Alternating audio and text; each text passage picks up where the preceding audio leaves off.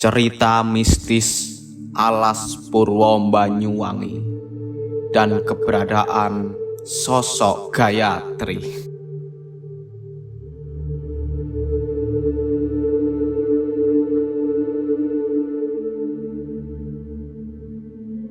Sebelum menyimak cerita horor ini, sebaiknya kamu siapkan cemilan jika memang suka dengan cerita berbau mistis. Namun, jika tidak berani, sebaiknya tetaplah simak cerita ini. Dijamin membuat bulu kudumu berdiri. Alas Purwo Banyuwangi, sebuah hutan yang dikatakan sebagai hutan yang paling tua di tanah Jawa. Bahkan keberadaannya sudah ada sebelum nama Indonesia ada. Puluhan ribu orang mengunjungi hutan ini, dari golongan biasa hingga pejabat di setiap tahunnya. Entah itu untuk tujuan wisata ataupun berkepentingan lainnya. Ragam kisah mistis yang ada di Alas Purwo Banyuwangi, mulai dari keberadaan jin, beragam hantu, hingga makhluk halus dari peradaban zaman dahulu. Konon katanya ada sosok gaib yang memiliki paras yang sangat cantik. Sosok ini dikenal tidak pernah mengganggu manusia. Saking cantiknya, sosok ini bahkan banyak membuat pria jatuh cinta.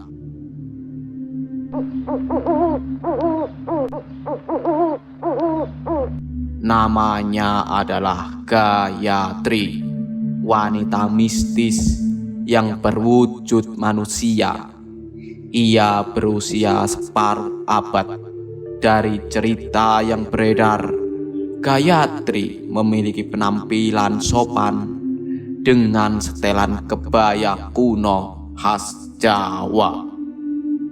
Yang menjadi ciri khas Gayatri lainnya, yakni dia memakai selendang berwarna.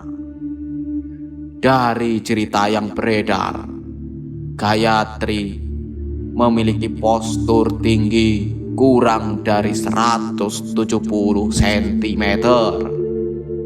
Tubuhnya wangi, mirip wangian bunga melati. Wanita mistis ini nampak sangat anggun dan cantik, meskipun tanpa riasan di wajahnya. Rambutnya berwarna hitam, memakai sanggul dengan tusuk konde. Dia berbahasa Jawa dan Sansekerta.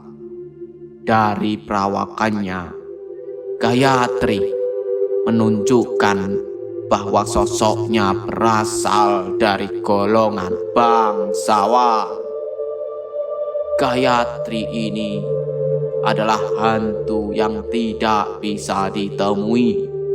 Namun, Gayatri hanya ingin menemui mereka yang ingin ditemuinya.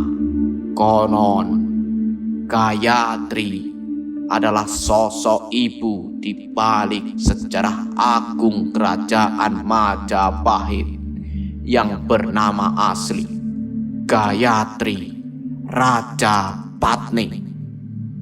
Kemunculan Gayatri di Alas Purwo, salah satu karyawan perusahaan ternama di Indonesia, yaitu Irul Hamdani, menceritakan pengalamannya berjumpa dengan Gayatri di Alas Purwo. Cerita bermula di penghujung Agustus 2010 silam. saat ia bersama rekannya yang terlibat dalam sebuah ekspedisi di pesisir selatan Kabupaten Banyuwangi. Ekspedisi dimulai dari Pantai Gerajagan di Kecamatan Purwoharjo. Karena medan yang terjal, keduanya memutuskan untuk menunggangi motor trail sewaan. Di hari kedua, ekspedisi berlanjut ke pantai Pulau Merah, kemudian berlanjut ke pantai Pancar dan Rajek Wesi. Di ujung ekspedisi, keduanya akhirnya sampai di pos pancur pantai Triangulasi. Lokasi ini masuk ke dalam wilayah Taman Nasional Alas Purwo. Menjelang malam, keduanya memutuskan untuk bermalam di sebuah warung dengan konstruksi kayu. Separuh bangunannya terbuka. Kala itu, suasana malam terbilang cukup redup. Maklum, di tahun 2010, sumber listrik masih berasal dari tenaga diesel. Listrik akan mati tepat pada jam 9 malam, sehingga terjadi suasana gelap total.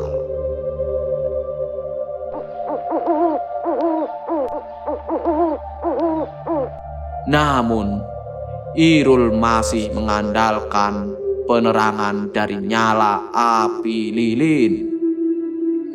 Dia dan temannya tidak sepenuhnya kesepian, karena suara serangga dan hewan nokturnal saling bersautan.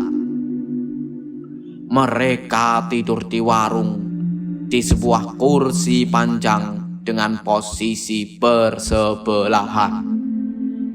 Berkali-kali Irul dan rekannya berusaha memejamkan mata, hingga suasana saat itu membuat dua pria ini harus terjaga sepanjang malam. Hingga pada ujungnya, hal yang sangat aneh pun terjadi. Kabut tipis perlahan mulai menyelimuti, disusul hawa dingin yang lumayan menusuk. Karena kabut ini, pandangan mereka pun terbatas. Samar-samar mulai tercium aroma mirip wangi bunga melati. Sontak, suasana ini membuat prasangka mereka bergejolak.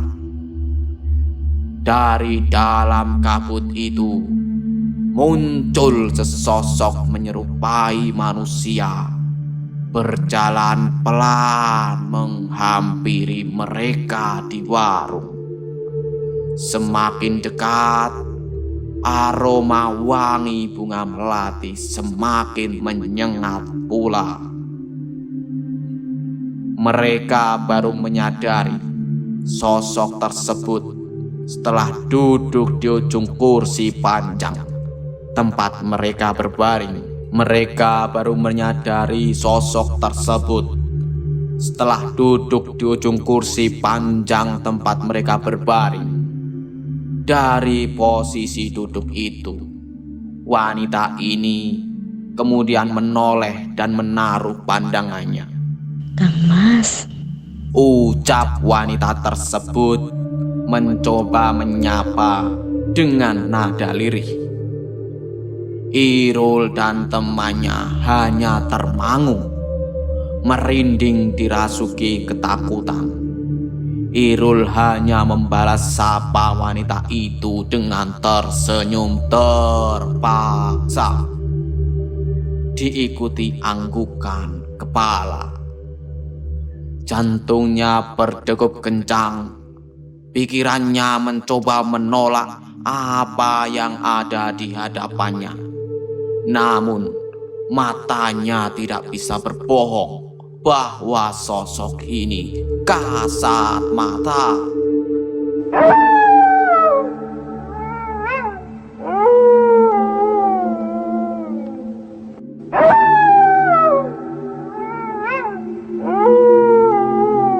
Masih dalam keadaan terdiam, sosok wanita ini kemudian mencoba mendekat, menggeserkan posisi duduknya ke arah Irul. Jantung Irul semakin berdetak kencang. Dia hanya pasrah dengan apa yang akan terjadi selanjutnya. Ini Gayatri. Kata sosok wanita tersebut menyebutkan namanya kepada Irul.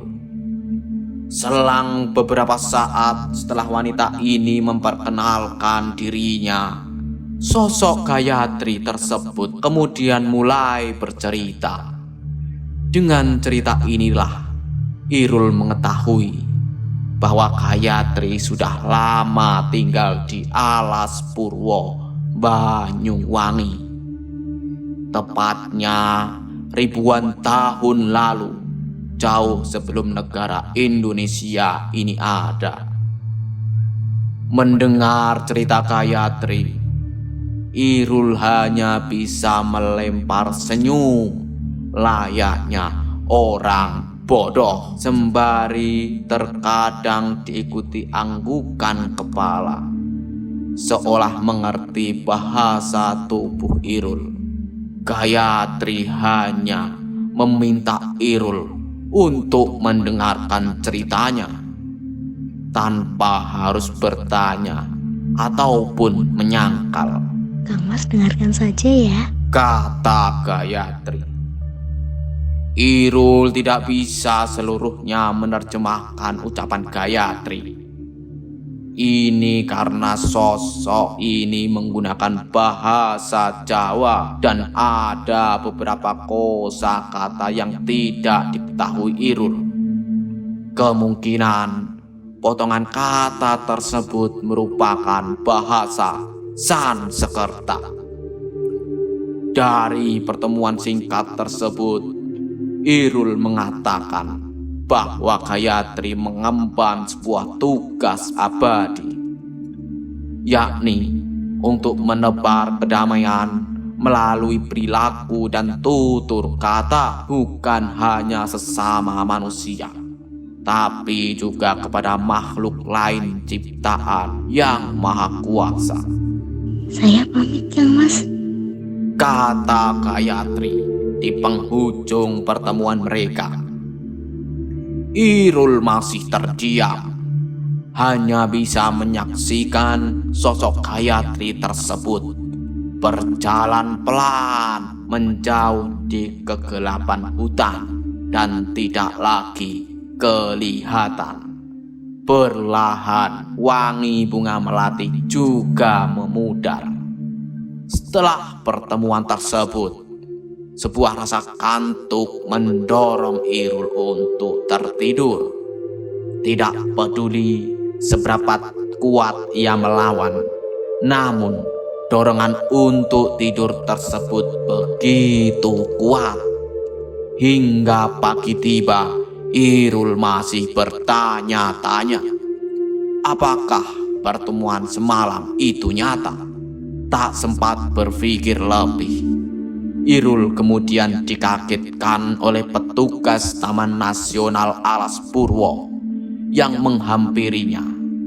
Ternyata petugas tersebut mengetahui kejadian yang dialami Irul saat malam hari dengan sosok Gayatri. Kata petugas tersebut kepada Irul, "Mas, sampean tadi malam disambangi ya? Itu namanya Diajeng Gayatri. Saya kerap berjumpa dengannya." Petugas ini mengakui meski kerap berjumpa sosok Gayatri, namun dirinya dan petugas lainnya tidak pernah mendapatkan gangguan. Gayatri dikenal sebagai makhluk tak kasat mata yang berbudi luhur dan baik. Dikenal sebagai makhluk tak kasat mata yang berbudi luhur dan baik perilakunya, sekalipun tidak pernah mengusik manusia. Ujar petugas tersebut. Cantik memang Diajeng Gayatri ini. Ramah dan sopan, tidak suka jahil kepada manusia. Tapi ya gitu, kita tidak bisa menemuinya. Hanya dia yang bisa menemui orang yang dia mau.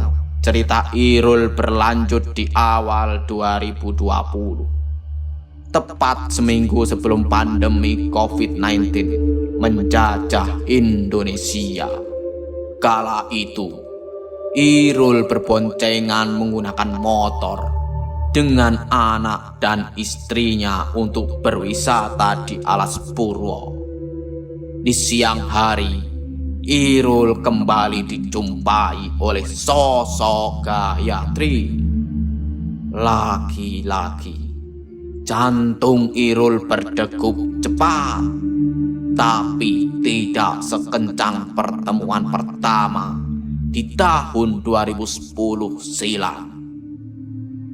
Menurut Irul, sosok Gayatri ini sedang bersih-bersih. Ini nampak di tangannya yang memegang sebuah sapu.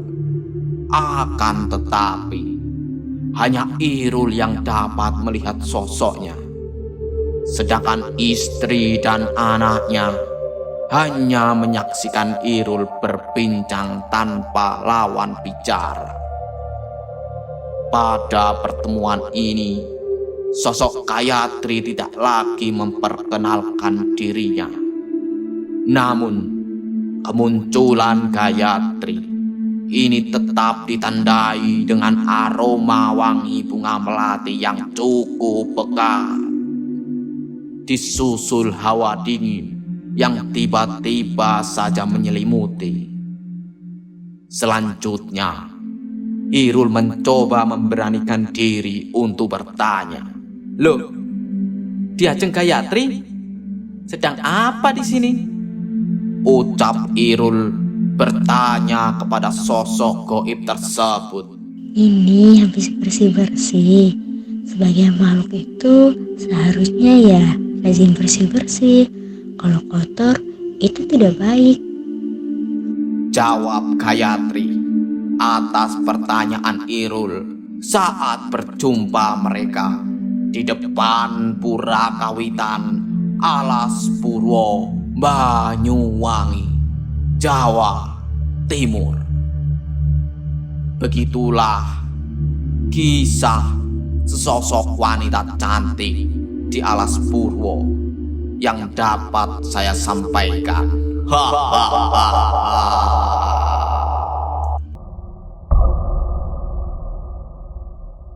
Sekian suluk yang dapat kami sampaikan. Apabila ada kesalahan dalam penyampaian atau penulisan dalam video yang kami tampilkan, silahkan komen di kolom komentar di bawah video ini.